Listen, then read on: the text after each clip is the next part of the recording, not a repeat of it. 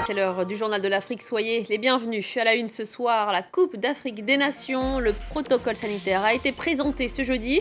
Et pour assister aux rencontres, il faudra être doublement vacciné et présenter un test PCR négatif. Ces annonces surviennent après les critiques des clubs européens qui menaçaient de ne pas libérer leurs joueurs. Nous irons à Maurice. L'île connaît une flambée épidémique. Les contaminations repartent à la hausse et les hôpitaux se retrouvent désormais débordés. Mais vous le verrez, l'entraide avec les îles voisines s'organise. Et puis les Ivoiriens réclament le retour de leur tambour parleur, le Djidji Ayokwe. L'œuvre avait été confisquée par les colons français. Elle est détenue au musée du Quai Branly. La France a promis de restituer le tambour à la Côte d'Ivoire. Reportage à suivre dans ce journal. Pour les organisateurs de la CAN, il fallait couper court aux rumeurs. Il n'est pas question d'annuler ou de reporter la compétition. Lors d'une conférence de presse où étaient présents des membres du gouvernement camerounais, il s'agissait de rassurer sur la situation sanitaire. Un protocole est désormais en place. On fait le point sur les annonces avec notre correspondant à Yaoundé, Marcel Amoko. C'est un Jérôme Moussengomba plutôt remonté qui s'est adressé à la presse ce mercredi. Selon le secrétaire général de la Confédération africaine de football, sauf cas de force majeure bien sûr, le Cameroun va accueillir la Coupe d'Afrique des Nations de football à partir du 9 janvier prochain. Il a profité de cette rencontre avec les journalistes pour saluer l'état d'avancement des travaux au niveau des infrastructures et rappeler les conditions sanitaires à remplir pour avoir accès au stade durant la compétition. Bon, personne n'est à l'abri de force majeure. Mais aujourd'hui, on ne voit pas pourquoi on doit reporter la CAN. Pour nous, vous voulez entrer au stade, il faut être vacciné.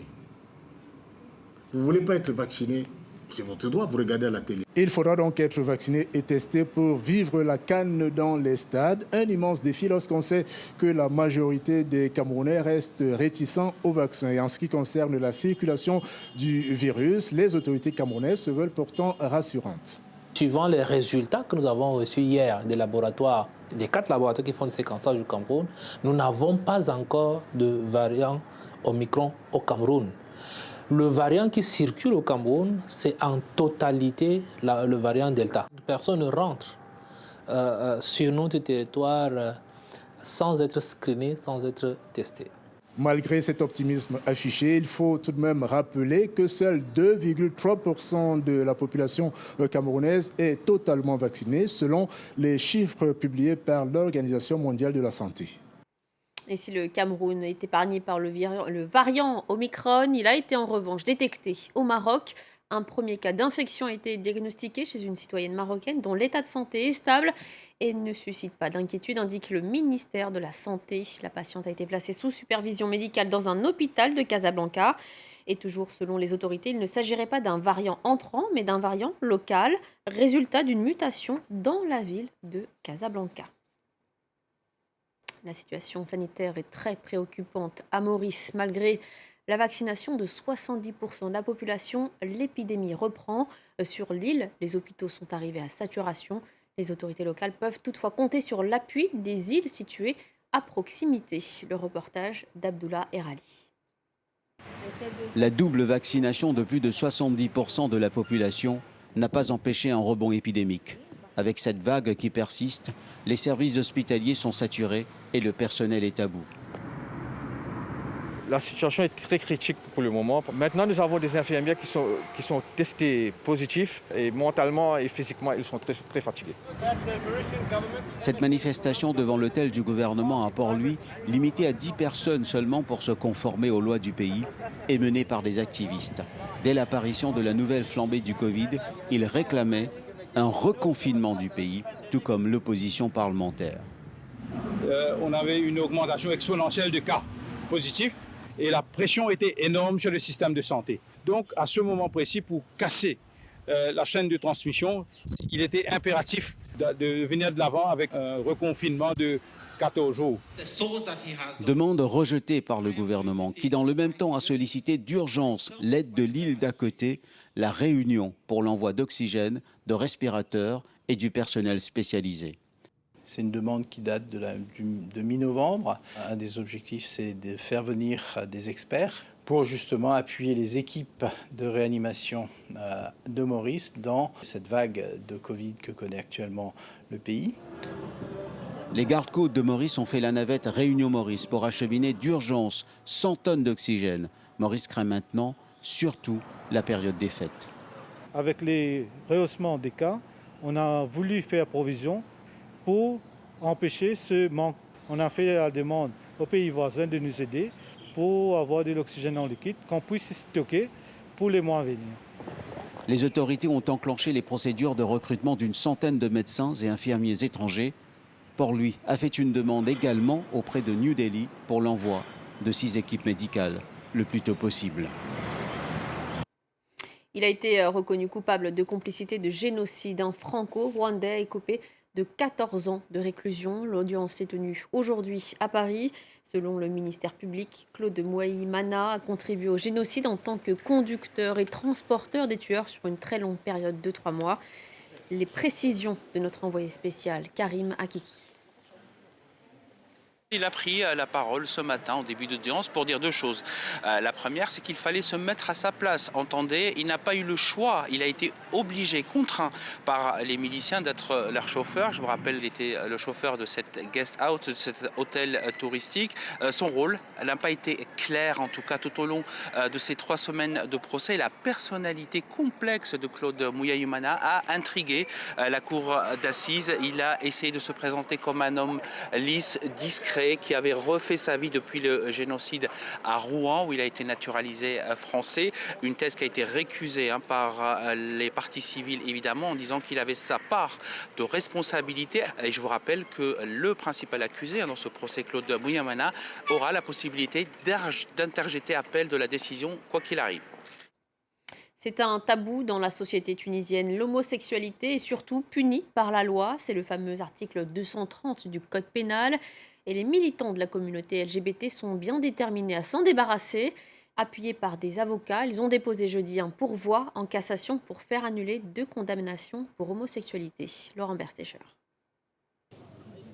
La procédure est symbolique, car il s'agit du tout premier pourvoi en cassation contre la loi tunisienne sur l'homosexualité. Les plaintifs, 2 hommes condamnés en 2020, ont déjà purgé leur peine, mais ils souhaitent aujourd'hui faire annuler leur condamnation et s'attaquer à l'article 230. Notre but, c'est l'article 230, qui va à l'encontre de la Constitution et des normes internationales auxquelles la Tunisie a accepté de se soumettre. Adopté durant l'ère coloniale, l'article 230 prévoit une peine allant jusqu'à 3 ans de prison pour délit d'homosexualité. Une loi archaïque selon les défenseurs des droits LGBT, qui dénonce également son utilisation abusive. Les 2 hommes qui font aujourd'hui appel avaient été accusés sans preuve, puis condamnés après avoir refusé de se soumettre à un test anal. Une pratique reconnue comme une forme de torture et que la Tunisie s'était pourtant engagée à abolir en 2017. Cette affaire-là, elle est une affaire emblématique, stratégique pour la Tunisie, puisque en 2017, la Tunisie a accepté les recommandations de le Conseil des droits de l'homme de ne plus recourir au test anal forcé. Selon les associations LGBT, plus de 2600 personnes ont été condamnées sous l'article 230 depuis 2008 en Tunisie. 150 d'entre elles seraient toujours en prison. En Côte d'Ivoire, le dialogue reprend entre le gouvernement et l'opposition. Le Premier ministre Patrick Achi a appelé à maintenir le climat social apaisé qui règne dans le pays.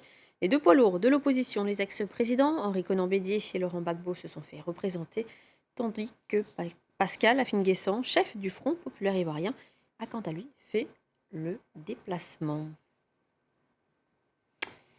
Et on reste en Côte d'Ivoire. Le pays attend le retour du Djidji Ayokwe, le tambour ébrié dont l'État ivoirien a fait une demande de restitution officielle à la France en juin 2019. Confisquée en 1916 par les colons français, cette pièce unique de 3,50 m de long était réclamée depuis des années par les autorités ivoiriennes. Le mois dernier, la France a promis de rendre l'œuvre, mais aucune date n'a encore été fixée. Voyez ce reportage signé Samuel Bernard.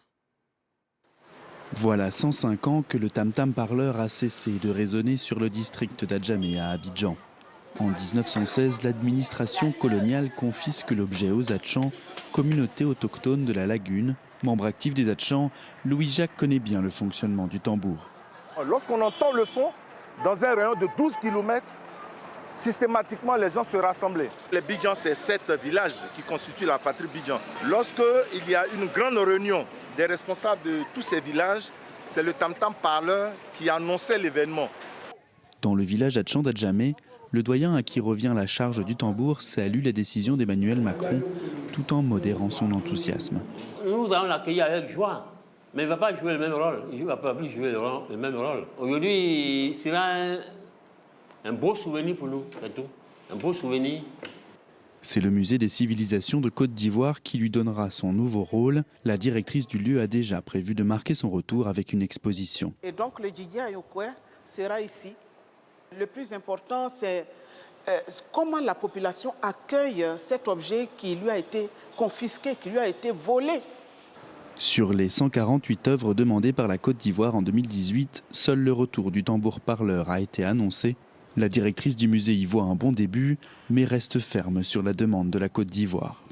C'est un choix délibéré des autorités nationales ivoiriennes de demander dans un premier temps un objet symboliquement. Nous ne nous précipitons pas, mais nous voulons montrer à tout le monde que la Côte d'Ivoire est résolue à réclamer ses biens culturels.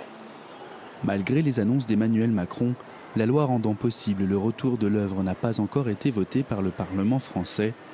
Les Ivoiriens vont sans doute devoir attendre la fin des prochaines échéances électorales françaises d'avril 2022 avant de pouvoir voir le tambour restitué. Stériliser une espèce menacée, cela peut paraître paradoxal, mais c'est pourtant une opération nécessaire dans certaines réserves sud-africaines pour éviter notamment des cas de consanguinité. Regardez. L'opération est délicate, car la patiente, 140 kilos, a l'estomac encore gonflé par le zèbre de la veille. Après 4 heures d'intervention, cette jeune lionne, désormais stérilisée, est relâchée dans une réserve naturelle à l'est de Pretoria. Une procédure invasive mais nécessaire pour contrôler les populations de ces imposants félins et éviter la consanguinité. Jusqu'à l'âge de 4 ans, elles commencent à avoir leur chaleur et risquent de s'accoupler avec leur propre père. Donc nous devons intervenir. Ça n'aurait pas lieu dans la nature parce que les mâles auraient été chassés par d'autres mâles. Comme près de 700 lions en Afrique du Sud, cette troupe de 9 félins vit dans une réserve naturelle où abonde le gibier et où se trouvent très peu de guépards, de hyènes et autres espèces hostiles. Un paradis pour ces rois de la savane dont la population menacerait d'exploser si elle n'était pas contrôlée de très près. C'est le rôle du Forum de gestion des lions en Afrique du Sud, un organisme créé en 2010 pour superviser près de 60 réserves naturelles. Leur nombre augmente d'environ 2% par an. Si on ne faisait rien et qu'on n'intervenait pas, cette population augmenterait de 22% par an. Sur le papier, ça a l'air bien, mais en réalité, il n'y a pas assez d'espace pour ça en Afrique du Sud. Alors que la population globale de lions a chuté de plus de 40% en 20 ans, en Afrique du Sud, elle continue d'augmenter légèrement chaque année, grâce notamment aux petites réserves naturelles qui contribuent à la sauvegarde de l'espèce. Et c'est la fin du Journal de l'Afrique. Merci de votre fidélité. Je vous retrouve dans moins d'1 heure pour une nouvelle édition. À tout de suite.